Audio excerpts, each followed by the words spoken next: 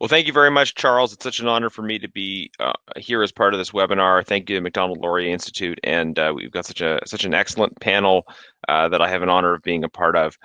Much has been said already, of course, about the situation in Hong Kong and the particulars of what is happening there. I wanted to focus my introductory remarks at least on some of the global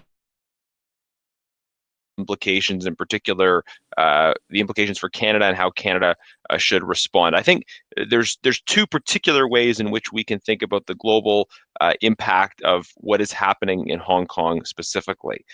The first is just recognizing the critical importance of the universal jurisdiction that is claimed through the national security law.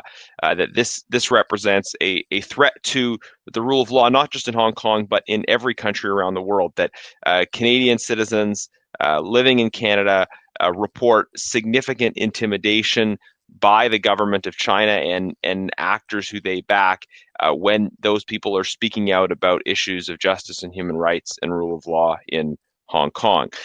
This raises the very real concern that Canadians, even legislators, could face charges under the national security law, be picked up in Hong Kong or extradited from other countries. We have a Canadian citizen, Hussein Chalil, who was kidnapped in Uzbekistan. He didn't even travel to China, and he's been detained in China for over a decade.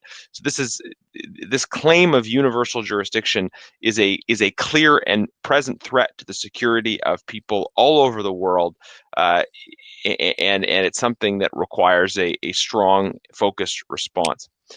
But the second way in which we, I think, need to think about the global implications of what's happening in Hong Kong is what Hong Kong helps us understand about what is likely to be the most important conflict contest of the 21st century. I said in a speech I gave in the House of Commons in May that Hong Kong provides the key to the whole world in terms of the challenges and conflicts that now confront us in the 21st century. What Hong Kong helps us do is understand the nature of the conflict between countries like ours and the PRC. There's two ways of framing this conflict. One is in cultural terms.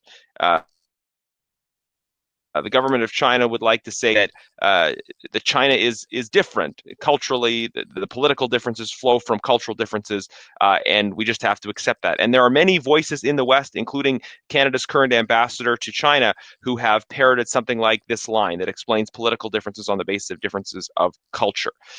That's one way of framing the conflict. Another way of framing the conflict is to understand that it is a struggle between free peoples and oppressive governments, a struggle that we see in all kinds of different cultural contexts.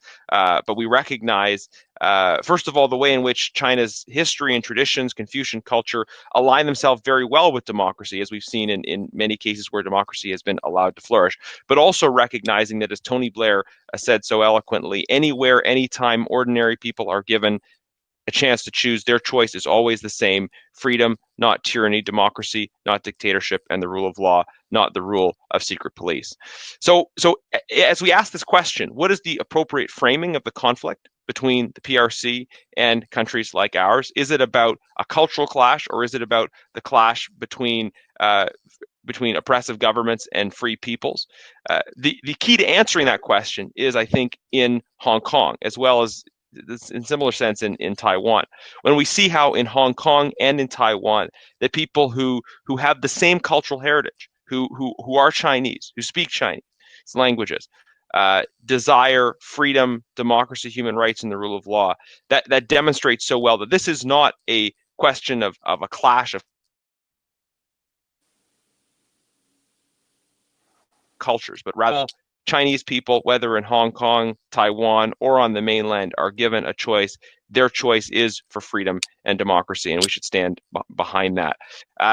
So very quickly, three things Canada needs to do in response to these events. First, protect ourselves, pass a tough new legislation dealing with foreign interference and combating this claim of universal jurisdiction, as well as stand up for Canadians who are kidnapped or detained.